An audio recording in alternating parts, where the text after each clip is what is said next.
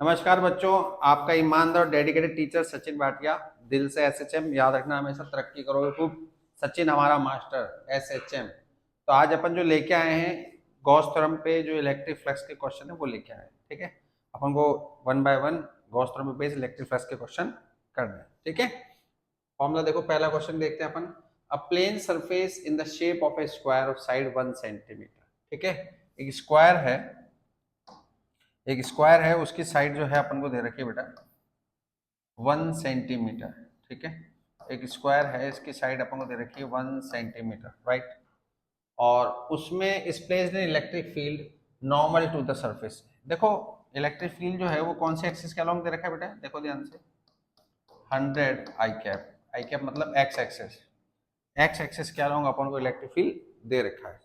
जो area vector होता है ना, एरिया वेक्टर आपको कल भी बताया था, एरिया वेक्टर जो होता है वो हमेशा क्या होता है, एन कैप। एरिया वेक्टर जो होता है वो क्या होता है, हमेशा एन कैप होता है। नॉर्मल, ये नॉर्मल दे रखा है अपन को, है ना।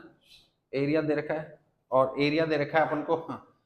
स्क्वायर का एरिया होता है वन, जो साइड स्क्वायर है ना, आपको साइड कितनी दे रखी है 1 सेंटीमीटर। तो आप देखो, अपन को करना, फ्लक्स का फॉर्मूला क्या होता है, E vector dot A vector. ठीक है, अब इसको सॉल्व करते हैं। देख, एरिया है 1 सेंट, साइड स्क्वायर है ना, 1 सेंटीमीटर है बेचारा, 1 सेंटीमीटर ये दे रखा है। सेंटीमीटर मतलब 10⁻²। 1 सेंटीमीटर का मतलब होता है 10⁻²मीटर। तो इसका स्क्वायर करो -4, और एन कैप क्या है, ये रहा 0.8 आई कैप प्लस 0.6 के कैप। ठीक है, ये क्या हो गया, एरिया वेक्टर हो गया। अब फ्लक्स का फॉर्मूला लगाओ, ई डॉट ए, ई क्या दे रखा है 100 आई कैप। ठीक है, डॉट, इसको देख, इसको सिंप्लीफाइड करेंगे 8 × 10⁻⁵ आई कैप प्लस 6 × 10⁻⁵ के कैप। बेटा देख, आई डॉट आई 1 होता है, आई डॉट के 0 होता है। क्यों होता है, क्योंकि आई और के के बीच में एंगल कितना है 90 डिग्री। तो आई डॉट आई क्या हो जाएगा 1, तो फाई जो होगा वो क्या आ जाएगा 8 × 10⁻⁵। ये आ गया तेरी जिंदगी में फ्लक्स। ठीक है, वोल्ट मीटर, ये फ्लक्स की वैल्यू हो गई। देख, फाइंड द इलेक्ट्रिक फ्लक्स। ठीक है, अब देख नेक्स्ट क्वेश्चन क्या दे रखा है इसमें। A circular plane sheet of radius इतना is placed in uniform electric field 5 × 10⁵। ठीक है, और making an angle of 60 with the field. ठीक है, अब देख बेटा, एक बात हमेशा ध्यान रखो जिंदगी में, जो ये फ्लक्स का जो फॉर्मूला होता है ई ए कॉस थीटा, इसमें जो थीटा होता है that is the angle between area vector and electric field.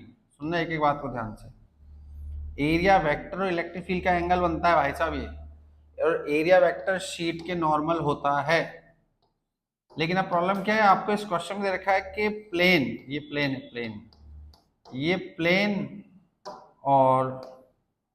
Plane और इसमें इलेक्ट्रिक फील्ड में थीटा एंगल है, तो ये कितना हो गया 90 - थीटा। अभी देख, इसमें दे रखा है ना, a circular plane sheet of radius 10 centimetre is placed uniform electric field making angle 60 degree. तो देख, इसमें कैसे करेंगे बेटा, वो आपसे बोल रहा है कि एक सर्कुलर शीट है जो बेचारा इलेक्ट्रिक फील्ड से 60 डिग्री पे, तो इलेक्ट्रिक फील्ड से ये जो प्लेन है ये 60 पे, तो एरिया वेक्टर कितने पे होगा 30 पे। ठीक है, अपन को एरिया वेक्टर और इलेक्ट्रिक फील्ड के बीच का एंगल लेना होता है। तो जो फाई है वो क्या हो जाएगा E × A cos थीटा।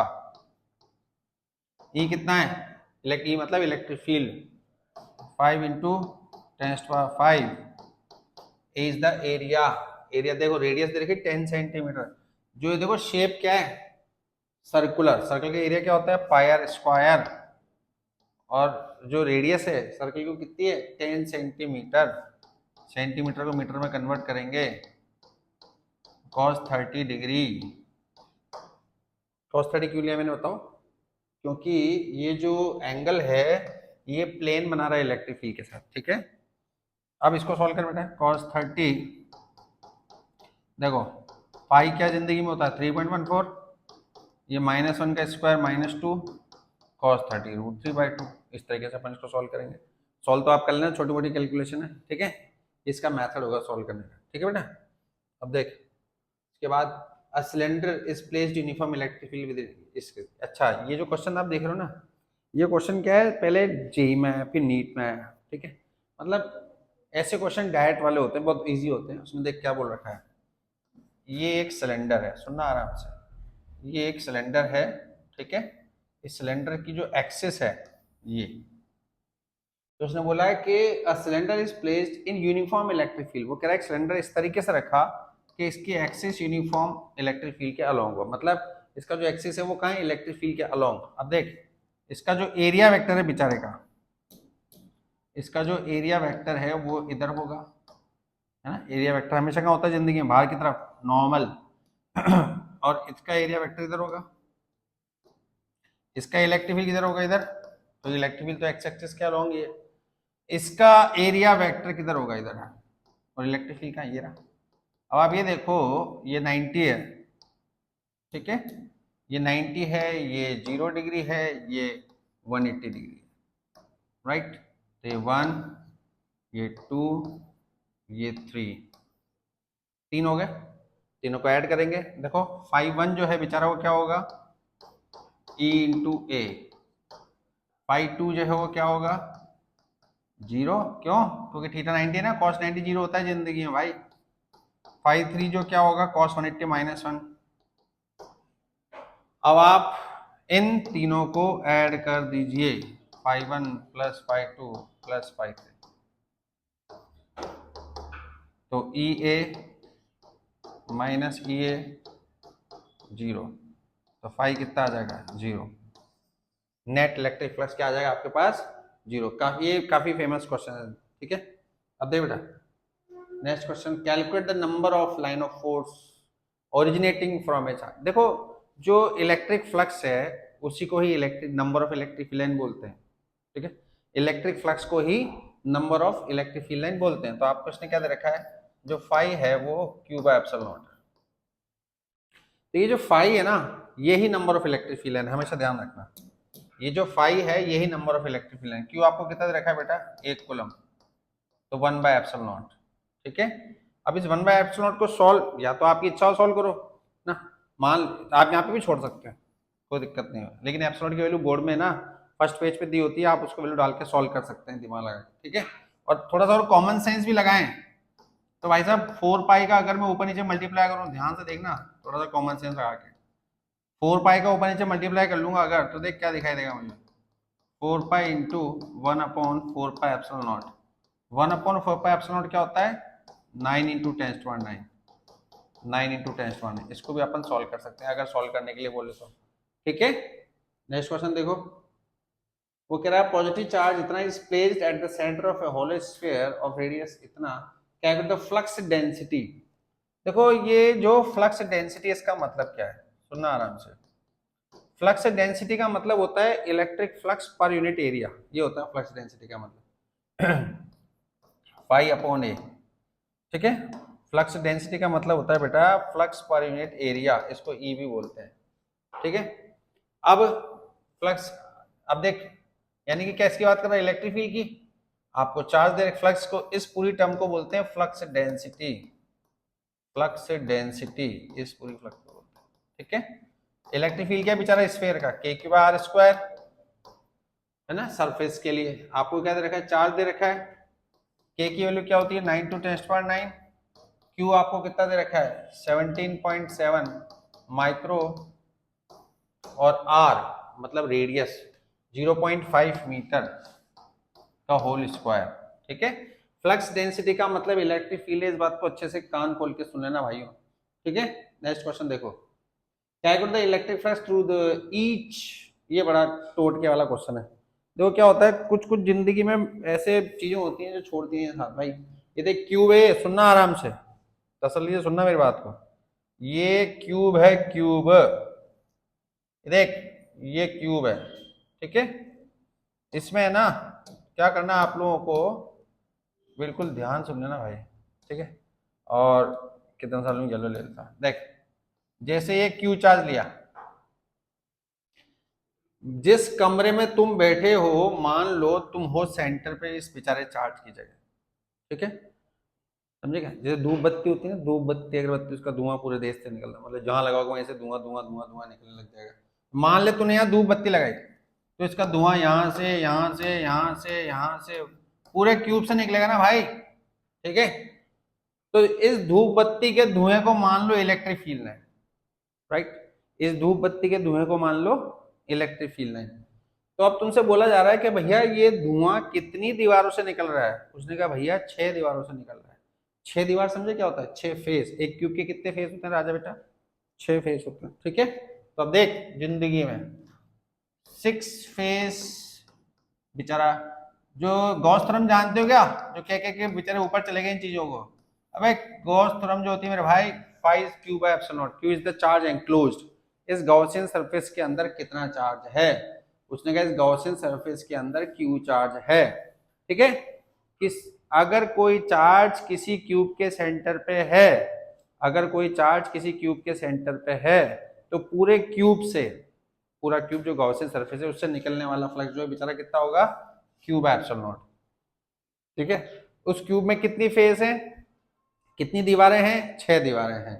तो 6 फेस, 6 दीवार, 6 फेस का निकलेगा बेचारा क्यू बाय एप्सिलॉन नॉट, और एक फेस का कितना निकलेगा?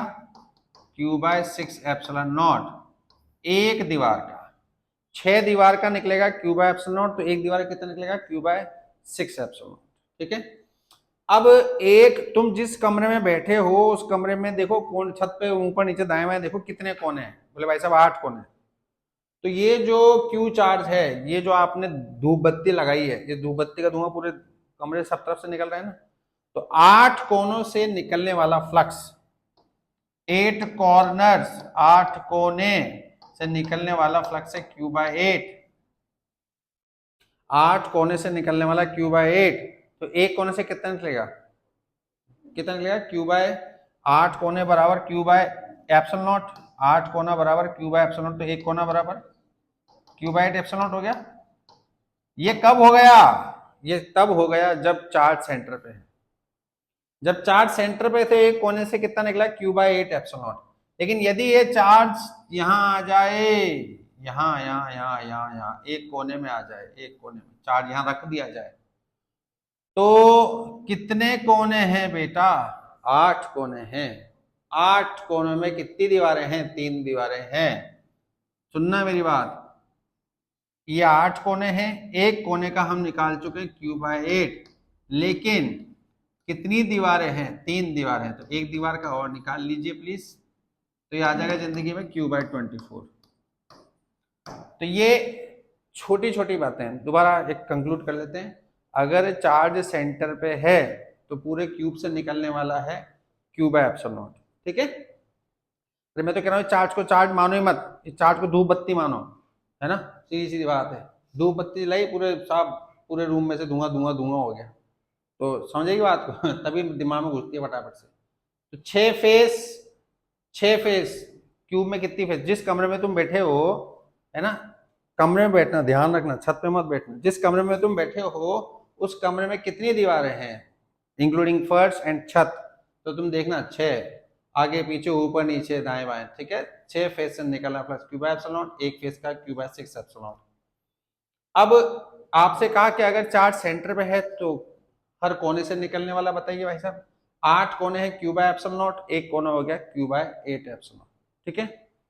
अगर इसी क्यू को वहां बैठा देंगे तो एक कोने से निकलने वाला होता है क्यू बाय 8।